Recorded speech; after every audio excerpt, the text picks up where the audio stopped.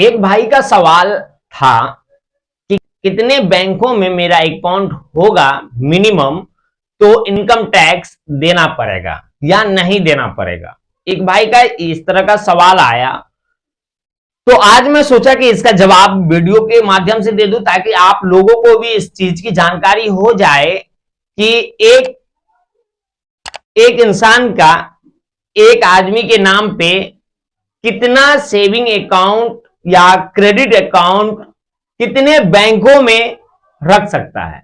आप लोगों को पता चलना होना चाहिए कि भारत में बहुत सारे गैर सरकारी बैंक भी है और सरकारी बैंक भी है और बहुत सारे बैंक है। आप इन बैंकों में से चाहे तो सारे बैंकों में अपना अकाउंट करवा सकते हैं। अकाउंट करवाने पे किसी प्रकार का आपको जो है चार्ज नहीं देना पड़ता है सरकार को, नहीं आपको किसी भी तरह का टैक्स देना पड़ता है कि इनके नाम से जो है बहुत सारे बैंकों में अकाउंट है, बहुत सारे बैंक का अकाउंट होल्डर है, ये इनके नाम पे टैक्स, इनकम टैक्स लगना चाहिए। मैं आप लोगों को बता दूं कि देखिए, आप लोग एक चीज सुने होंगे कि आप किसी भी बैंक में अकाउंट करवाने जाते हैं तो वहां पे आपको आपसे आधार कार्ड और खास तौर से एक और डॉक्यूमेंट मांगता है। वो डॉक्यूमेंट होता है आपका पैन कार्ड, जो आरटीआई से जुड़ा हुआ होता है, जो इनकम टैक्स डिपार्टमेंट से जुड़ा हुआ होता है।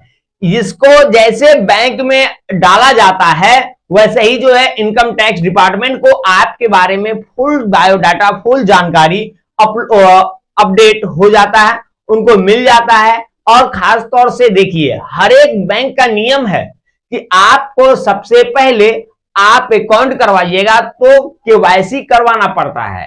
यही एक मेन पॉइंट हो जाता है केवाईसी का। केवाईसी करवाने पे जो है इनकम टैक्स डिपार्टमेंट को आपका पूरा डिटेल्स पता चल जाता है, आपके बारे में टोटल जानकारी चले जाता है कि आपके पैन कार्ड से कितने बैंकों में अकाउंट है, किस किस टाइप का अकाउंट है, कितने आप जो है सेविंग अकाउंट चला रहे हैं, कितने आप जो है क्रेडिट अकाउंट चला रहे हैं, कितने आप जो है एफडी करवाए हुए हैं। टोटल जानकारी जो है इनकम टैक्स डिपार्टमेंट को जो है आपके पैन कार्ड के माध्यम से चले जाता है। एक बात याद रख लीजिएगा, हर एक बैंक का ये नियम है कि आपको अब पैन कार्ड और आधार कार्ड देना ही पड़ जाएगा। कहीं पर भी आपको बिना पैन कार्ड का अकाउंट नहीं खोला जाता है। अब बात आता है, यदि हमारा अकाउंट 2-3 बैंकों में है तो अब बात यहां आ जाता है कि पैसा कितना होना चाहिए जिससे जो है टैक्स आ जाता है।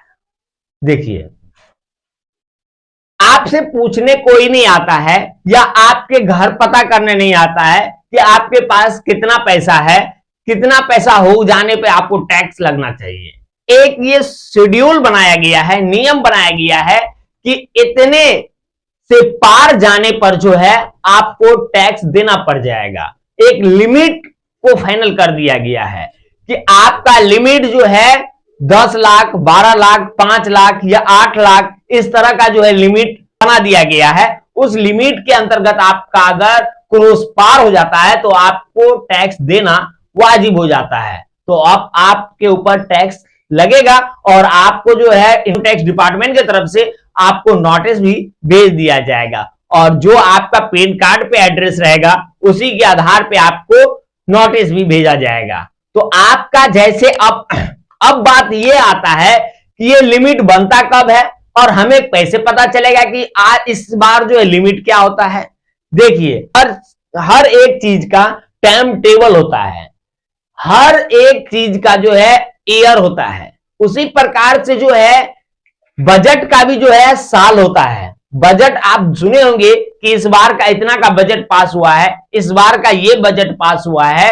तो उसी तरह से जो है बजट को बनाया जाता है और हर साल बजट को पब्लिकों के बीच में रखा जाता है, आम लोगों के बीच में रखा जाता है। हर एक चीज का बजट निकाला जाता है, किस पे टैक्स लेना चाहिए, कितने प्रतिशत में क्या चीज पे टैक्स लागू किया जाता है, वो हर साल लागू किया जाता है। और एक बात मैं बता दूं आप लोगों को कि हर साल, जैसे कि आप जानते होंगे अप्रैल से मार्च ये इसका अपना साल हो जाता है, बजट का साल हो जाता है। एक आम लोगों हम लोगों के लिए साल तो जनवरी से टू दिसंबर, ये साल हर कोई जानता है, लेकिन बजट का जो साल होता है वो जनवरी मार्च से अप्रैल का एक साल होता है, ये याद रखिएगा। ये इसमें बजट पास किया जाता है कि इस साल में जो है कितना बजट निकाला जाए, कितना चीज पे टैक्स लगाया जाए, और ये बजट एक साल चलता है। जिस प्रकार से अगर इस बार मान लेते हैं कि 10 लाख रुपया का बजट बना दिया कि 10 लाख से ऊपर अगर किसी के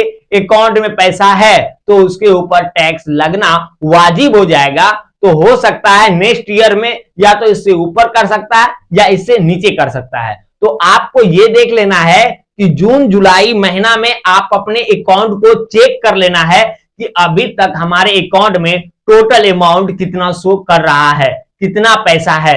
यह जरूरी नहीं है किसी एक ही बैंक में उतना होना चाहिए। यदि आपने 10 बैंकों में अपना अकाउंट करवा चुके हैं तो 10 बैंक में आपके नाम पे कितना पैसा जमा है, कितना पैसा आप पे है, वो चीज वाजिब रखता, वो चीज देखेगा। हाँ, यदि आपकी वाइफ है, आपके बच्चे हैं, आपके भाई हैं या आपके पापा हैं, उन लोगों का अलग अलग अकाउंट है तो उन लोगों ने अपना अलग अलग जो है पैन कार्ड दिए होंगे, तो उन लोगों का अलग जो है टैक्स लगेगा। ये जरूरी नहीं है कि उनके अकाउंट में अगर 5 लाख रुपया है और 5 लाख रुपया आपके अकाउंट में है तो दोनों को ऐड कर दिया जाएगा, ऐसा नहीं होता है।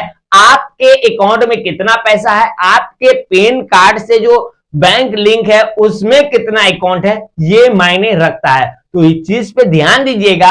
आप जितना भी बैंक अकाउंट करवाना चाहते हैं आसानी से करवा सकते हैं, ये जरूरी नहीं है कि आपको उस चीज का उतना पैसा लगेगा। हाँ, एक बात याद रखिएगा, हर एक बैंक का अपना चार्ज होता है।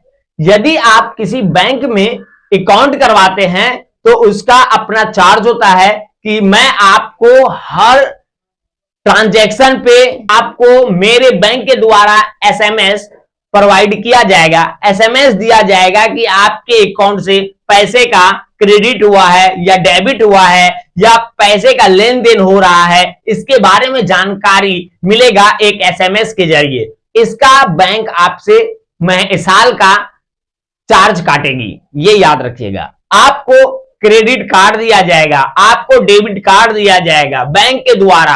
अब बैंक के द्वारा जो ये डेबिट कार्ड दिया जाता है, जिसे हम लोग आम भाषा में एटीएम कार्ड बोलते हैं, ये अगर आप लोग को दिया जा रहा है तो इस पे भी जो है आपसे चार्ज लिया जाएगा और बैंक जो है आपसे चार्ज करेगी और सालाना आपसे चार्ज लेगा। यदि इसमें भी लिमिट घोषित कर देता है कि आप यदि मेरे बैंक के एटीएम से पैसा निकालिएगा तो इतना चार्ज लगेगा, यदि अदर एटीएम से आप पैसा निकालिएगा तो इससे इतना चार्ज कटेगा। तो ये बैंक का अपना शेड्यूल होता है, अपना चार्ज बनाया जाता है और ये अपने हिसाब से हर नागरिक से, हर पब्लिक से पैसा लेता है। तो ये याद रखिएगा। अब आप कितने बैंकों को पैसा दे सकते हैं, कितने बैंकों में अपना अकाउंट रख सकते हैं, ये आप पे निर्भर करता है। ये सरकार को निर्भर नहीं करता है कि आप पे किसी प्रकार से प्रतिबंध या नियम नहीं लगा दिया गया है कि आप 2 या 3 ही बैंक में अकाउंट कीजिए। आपकी मर्जी है, चाहे 10 सरकारी बैंक में करवा लीजिए, चाहे 10 गैर सरकारी बैंक में अपना अकाउंट करवा लीजिए। इससे जो है सरकार को किसी तरह का लेना देना नहीं है। हाँ, आपका अगर 10 अकाउंट है, 10 अकाउंट में यदि आपका 10 अकाउंट को मिला करके 10 लाख से ऊपर अमाउंट जाता है तो आप पे जो है टैक्स लग सकता है, यदि नहीं जाता है तो नहीं लग सकता है। ये बात याद रखिएगा। तो टैक्स देने के लिए अमाउंट होना चाहिए, अकाउंट नहीं होना चाहिए। क्योंकि अकाउंट आपका 10 अकाउंट में बैंक में है तो 200 बैंक का बायोडाटा आपका जमा हुआ है और 200 बैंक में जो है आपका पैन कार्ड लगा हुआ है, जिससे जो है सरकार को इस चीज की जानकारी मिल जाती है कि आपके अकाउंट, आपके नाम से कितने बैंकों में अकाउंट ओपन है। तो इसी प्रकार से जो है इनकम टैक्स डिपार्टमेंट आपको नोटिस भेजती है और आपसे जो है टैक्स वसूलने के लिए, टैक्स जमा करने के लिए वो कहती है। तो आप समझ गए होंगे कि इनकम टैक्स का जो है, इनकम टैक्स कब नोटिस भेजती है, कब आप जो है कितने बैंक में अकाउंट कीजिएगा तो आप पे रोक नहीं है, आपको जो है कितने पैसे रखने की अनुमति दी गई है, ये चीज हर नागरिक को जानना चाहिए। तो इस वीडियो को ज्यादा शेयर कर दीजिएगा ताकि हर कोई जान जाए कि उन लोगों को कितने अमाउंट पे टैक्स देना होगा और कितने बैंकों में अकाउंट करवाएगा तो टैक्स देना पड़ेगा। ये जानकारी रखना जरूरी है। तो वीडियो को शेयर जरूर कर दीजिएगा और चैनल पे आप पहली बार है और अभी तक चैनल को सब्सक्राइब नहीं किया तो प्लीज चैनल को सब्सक्राइब जरूर कर लीजिएगा। पूरा वीडियो देखने के लिए दिल से धन्यवाद। मिलता हूं आपसे नेक्स्ट वीडियो में। Thank you.